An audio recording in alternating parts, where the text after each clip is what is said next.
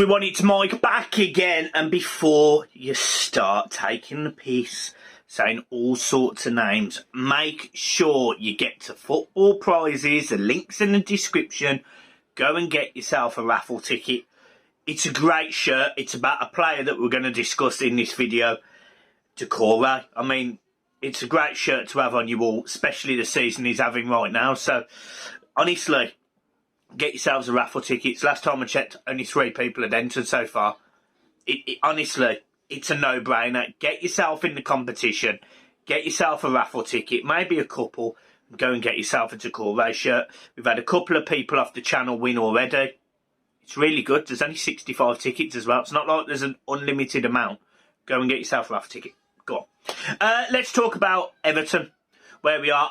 I didn't necessarily want to do a review after 7 games, and actually, this isn't a formal review. We're going to do a review after 10 games, and we're going to have a few people on the channel who are going to be unbiased towards Everton. You know, they're going to be maybe a Chelsea fan, maybe a Newcastle fan. Obviously, they're going to be very happy today. So we're going to have a few different people on the channel, just saying where they think Everton are currently, what do they expect, etc.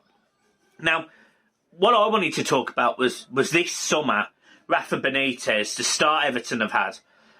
But most importantly, I wanted to speak about certainly 3 players. And those players are Andros Townsend, Demarai Gray, and Abdoulaye Doucouré. And I'm going to start with Demarai Gray. Demarai Gray has came into Everton Football Club, 1.7 million from essentially, in my opinion, a failed move in Germany at Bayer Leverkusen, where, you know, I think he went there for only a couple of million from Leicester, and he's not done great. You would guess that based on the fact he didn't do great at Leicester. However, Everton, under this system, under Rafa Benitez, he seems to be a different player. He's not scared of picking up the ball. He's not scared of carrying the ball. And what I think he's thriving on is the fact that he's the man that does that for Everton. You know, he doesn't have players in front of him. He doesn't have competition left and right. He can essentially stand out if he wants to. And we've seen it. You know, there's games. The Man United game, prime example. He picks up the ball on the counter-attack. Fred comes over. He absolutely twats him out the way. He carries on. He then stands the ball up. He passes into Doucouré. All of a sudden, Everton go from defence to attack really quickly with Demarai Gray. And that's what he's added. You know, he's added goals. He's had assists. Yes, he's definitely done that. But what he's added is that little bit of wanting to get the ball, wanting to beat a man, wanting to find the space, wanting to shoot from 25 yards. And we're seeing everything with Demarai Gray that we've needed for years. Honestly, I've been so impressed with Demarai that, you know, you would never guess his price tag. You would never look at Demarai Gray and go, he's only worth 1.7 million. It's just scandalous. Everton, we've really got Leicester to thank, really, because they must have poorly managed this kid something rotten. Because how has he gone from not getting any games at Leicester to only playing 10 times at Leverkusen to literally being one of the first names on the team sheet at Goodison? He literally is. It would be mad not to start him. And he works in every single setup because he challenges, he tracks back, he's prepared to put a foot in. You know, he's prepared to battle. As I say, I'll go back to the Fred scenario. He has to shoulder barge Fred, who runs 20 yards to try and catch him, has got all the momentum because Demarai Gray's just took a touch of the football, and he bounces him off him. I mean, he's been absolutely brilliant, you know, and he's a clever footballer. He looks for the passes. He reads in between the lines. He comes short for the space. He's exactly what we've needed. And honestly, you know, if you add a Dominic Calvert-Lewin consistently to a Demarai Gray, you're going to get bags full of goals. And Everton, right now, is a really, really good place to be. You know, joint 3rd in the league, 2 points off top, 1 point off second. You know, this is really as good a start as Everton could have expected. Yes, we didn't beat Manchester United, and yes, we fell short against Aston Villa, but that is going to happen. That is going to happen with any Premier League side this season, and we've seen it already. You know, Man City failing to beat Southampton, prime example. So there's going to be loads of games this season where these so-called bigger teams are going to come unstuck, and that's where Everton just have to be consistent, and where Demarai Gray is going to be really effective, because if he stays confident, he's just going to carry that ball, he's just going to cause problems, and he's shown, you know, this is a kid that was up against Fred, McTominay, then Pogba when he come on, Bruno Fernandes, then he's got Shaw or whoever. He had Varane in front of him, and yet he had no problem. He literally had no problem. He did a great job. So Demarai Gray, for me, has been absolutely fantastic this season, and a reason why I wanted to really highlight him, because he's been an absolutely monumental addition to this football club, and absolute credit to him. Another player I want to talk about is another addition to Everton. This time it was on a free transfer. Andros Townsend. This is a guy that from the moment he's walked into Everton Football Club, he has been a leader, he's been effective, he's been aggressive where he's needed to. He can shoot from long range, he can shoot from short range, he can shoot from left foot, right foot. This guy couldn't get in the Palace side. It's exactly the same story as Demarai Gray, only yes, he's slightly older. But honest to God, the work he puts in, the professionalism he's shown on a daily basis, it appears to be, is monumental. Like, this is a guy that has come into Everton Football Club and got exactly what the fans wanted, which was, I appreciate I might not be the best player. I appreciate I might not play every game, but my God, am I going to work my arse off for you? And that is what Everton fans like me, like you, love. We love that. We absolutely thrive on that. There's a reason why Dennis Stratwell-Ersey is still, you know, one of them folk legends for Everton, because he worked his arse off and scored 1 goal in 38. Oumar Niasse, not a good footballer, worked his arse off every time he was on the pitch. Was he very good? No. But did he work his arse off? Yeah. You respect players like that. I respect anyone that leaves everything on the football pitch, and Andros Townsend is one of those. This is a guy that literally looks to beat a man, or deliver a ball into a box, or shoot on sight, whether it be 30 yards out, 5 yards out. This is a guy who is, honest to God, on his way to scoring 10, 15 goals this season, just because he's getting the right opportunities, he's in the right spaces, and he's linking up with the right players. Andros Townsend has been everything as good, if not even better, than Demarai Gray. It's actually been so impressive to watch Andros Townsend, and his comments after the games, that's the bit that gets me. You know, he's coming out after games and he's saying, look, Ronaldo's my inspiration. We know he was a bit of shithousery. I love that. I absolutely love that. I love the fact he's coming out and saying that we're going to lead the team, and he's going to, you know, drag the team. He's going to put everything onto the pitch. That is exactly what Everton Football Club have needed. Players who won't shithouse on their own fans. He is someone that will literally get on that pitch and run himself into the ground. And Rafa Benitez knew that. That was why he brought him in. That was why he said, you're going to be my winger. You're going to be that utility man that I know I can rely on to put in a shift every time he comes on the pitch. And again, you can't drop him. You can't drop him. Honestly, Rafa's got a real issue on his hands, because if he's playing 4-4-2 with Allen and another player I'm going to mention in a minute, Decore, how do we consistently keep them 2 fit? You know, Rondon will end up on the bench, Richarlison and Calvert-Lewin will go straight back into the attack. And all of a sudden, Everton are looking like a team that will challenge for Europe in some capacity.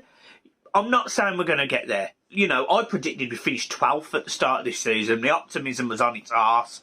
You know, the window in terms of, you know, the money we spent, I thought, oh my God, it's going to be a write-off.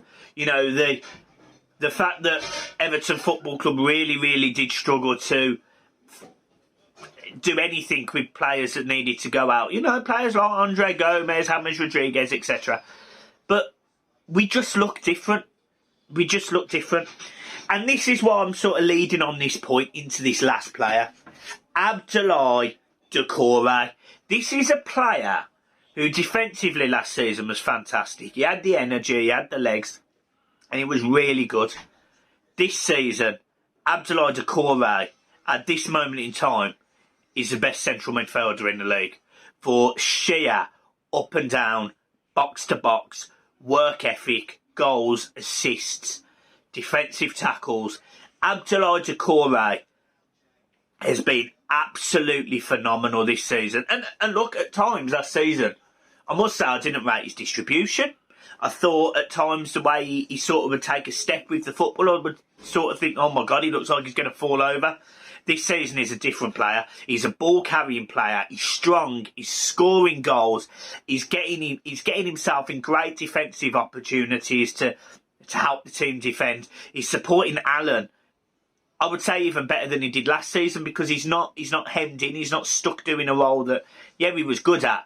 But this role that he's doing now is absolutely fantastic. And again, it's credit to Rafa Benitez. A lot of people will hate me saying that, but it is credit to Rafa Benitez that he has managed to utilise Doucouré as well as we needed to. And a lot of people were saying, I want a ball carrying midfielder. I said this to John at the start of the season. We don't need one. As long as you utilise Doucouré correctly, we'll never need one. And by God, he is. You know, he's 27, 20, I think he's 28 years old. He's got plenty of gas in the tank. You know, this is a guy that can still go on 3-4 levels at the very top. And this is a guy that I think Everton should be building a team around. And I don't want to get gassed up. I don't want to get overexcited. But he's showing everything that Everton have needed for a long, long time. He has got everything. Drive, determination, the goals, his distribution's been loads better than last season. He just looks a different player. And I'm not surprised about the stats today. I've read some stats.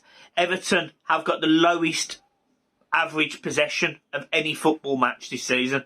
And it's something like, it's around 40% possession. And it's because we're just really dangerous with the ball, because we use the pace of Andros Townsend and Zamari Gray. And we've got Doucouré to carry the ball, support. Those three almost don't need a striker in front of them, because they're so good. They are so clinical, so dangerous, so aggressive, so strong, that Everton are just like a wave at the minute.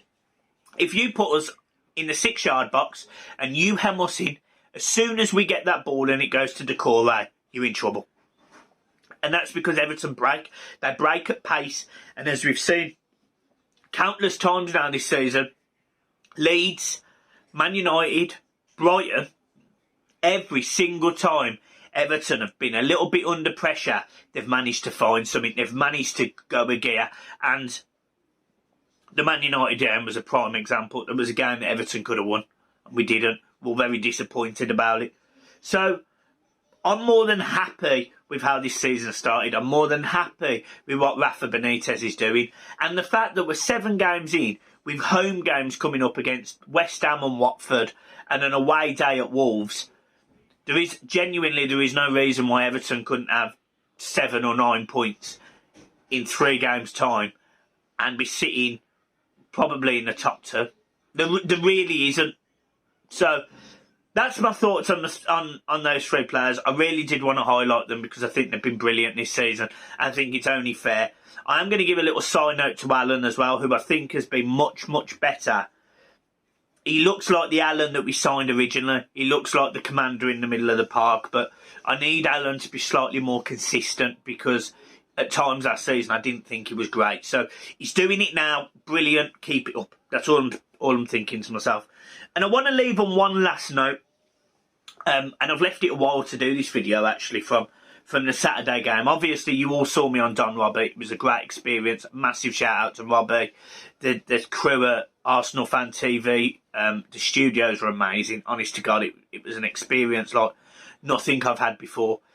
So really big thank you to those guys and the support and love they give me, and hopefully you'll see me on there again. But Tom Davies, obviously the ball breaks to Tom. He's got a lot of space and he chooses to pass to Yerry Mina rather than shoot himself. A lot of people have absolutely crucified Tom for this, and I'm not going to. The reason why I haven't crucified Tom, and let me explain. No matter what Tom Davies does, in my opinion, he will not get credit, or he won't necessarily get anything said in a positive light. I'm not a fan of Tom Davies. Like, as a footballer, I'm not. I do think he's a championship footballer. But I don't have to constantly dig him out. This is a kid who's played 3 times off the substitute bench. Probably knows he's not good enough for the direction Everton Football Club going in. And barely scores goals. Doesn't create, really. Not a fantastic defender. He has purple patches every season. But Tom is not used to being in that situation. In front of goal. And a lot of people are saying he's a Premier League footballer, he should know how to pull the trigger. He's still a human being. He still, whether he wants to read it or see it or not, he will still, in some capacity, have access to Twitter. He will still see in papers, in social media, his bad scores, he's being slagged off, in being... And I'm not saying none of it's justified, by the way. I'm not sitting here preaching that I'm an angel. I've just said he's a championship footballer. But that does mentally affect someone. And all the work that Tom does in the community, which I think is amazing, by the way, and I credit him as a human being. But it must obviously take its toll when you know as an individual you're not good enough. Like, imagine how that would make you feel. And imagine what you would do in situations where you can almost prove that you are. You'd shit yourself, you'd panic, you'd have a mental block. You'd freeze, you'd fall apart. Tom still made a decision, and I'm actually surprised he did that. I actually thought De Gea at one point would just come out, make himself big, and I didn't think Tom would do anything. Tom made a decision. He chose to pass. Was it a mistake? Yes. Yerry Mina was offside. Equally a mistake by a defender who is also not used to being in that situation. So I'm not going to sit here and slag Tom Davies off for that. I've criticised him enough, and I'm sure there'll be times I criticise him again. But for this particular situation, I understood. I got it, and I'm not going to slag him off for it. Hopefully, we can have a Tom Davies who is more confident, who would have a shot on goal, irrespective of whether he's a nip purple patch or whether he's, comes off the bench and feels a bit better. But at the minute, to me, Tom Davies looks like he might be struggling, and I'm not going to slag him off for that. Point blank, I refuse. So yeah, that is that, guys. Like, that is that. I'm going to leave it there. It's been an absolute pleasure doing this video, because it's just a raw talk. I don't do this enough. I've really enjoyed it. There'll be a couple of videos over the weekend as well, and we will get back into it. I've just had a little bit of a break. The match day vlog come out on Sunday. You guys followed it madly. So it was just nice to have a couple of days off, as you appreciate. Apart from that, we've got a few videos next week. We're going to have a few fans from different clubs next week. So we've got Newcastle, we've got Kendall, and it'll be really interesting to see her perspective on the takeover. We've got Matisse from Chelsea, and I want to see how he feels their season started, because they were my favourites, but they sort of come unstuck against Man City, and I want to see if that makes them favourites. Going to ask a couple of others. Going to ask a Man City fan, probably Big Steve. We're going to have Connor from One Leeds, and I'm going to see if another Everton fan wants to represent Everton rather than me, but we will see. So, guys, I'm leaving it there. Have a glorious evening. I will see you soon. Peace.